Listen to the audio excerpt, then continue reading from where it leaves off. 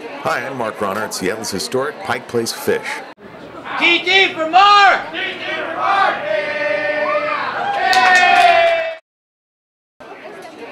You'd think veterinarians and PETA, people for the ethical treatment of animals, would be on the same side, since they're both in the business of helping animals. But not this time. That's our subject for today.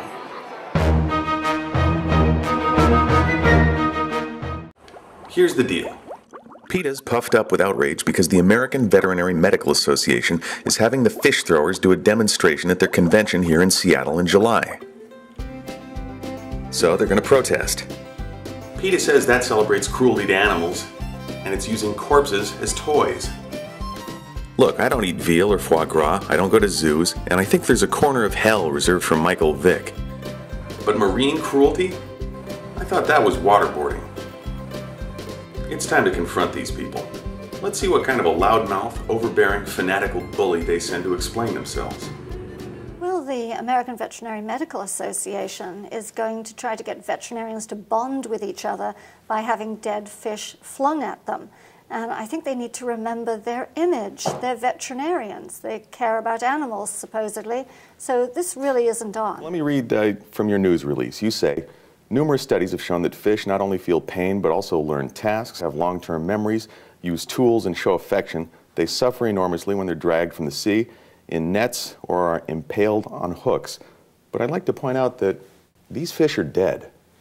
Yes, but they weren't always dead, and we have to go back a step and think how they came up from the deep. And that means they suffered decompression. When you see those bulging eyes, that's not natural for a fish. That means that their swim bladders burst or their eyes bulged out because they were suffering from decompression. They didn't die well. It's not the biggest cruelty on earth to throw around a dead anybody, but I do believe that we have to be more respectful. I mean, they wouldn't be slinging around dead dogs even if they were dead, would they? Well, that brings me to a point that PETA's made, that there's no moral difference between tossing a dead fish and a dead kitten. But I got to tell you, we tend not to eat kittens with dill and lemon butter, at least not in North America. In the Philippines, perhaps. And in other countries, it's just a cultural difference. There actually isn't much difference between them because they all feel pain, they all feel joy, all of them want to live. What if these fish were kittens? They're not. And yet my cats like to eat fish, which really confuses me. Help Yes, me with well, this. don't follow anything much that your cats do. I almost never use their litter box, I can tell you that. There you are. What do you think about PETA's claim that throwing the fish is just as cruel as throwing a dead kitten? I have a hard time comparing the two, personally. What if it was a person? I think we can find some common ground here because I know a guy named Troutman, and I will not throw him under any circumstances. It's not. It's a dead fish. Look at it. It's sitting right there. It was caught as part of an industry out there in the world that people have created to feed people seafood in the world, and we happen to sell those seafood here. Do you think maybe throwing a catfish might be a gateway to cruelty? Wow. You like that? Yeah. Well, what if some of these fish being thrown are flying fish? Wouldn't that not only be dignified, but glorious? How I wish you were right, but you're not. Okay, you can't just assert that. Yes, I can. You're not Bill O'Reilly. What do you think you're doing? Since fish eat other fish, I'm certainly not ready to remove myself from the food chain. So, what's a respectful way to handle dead fish if one is determined to consume them? I was thinking Viking funeral, but then that'd smell really good. Well, I wouldn't know because I won't come into contact with a dead fish if I can help it.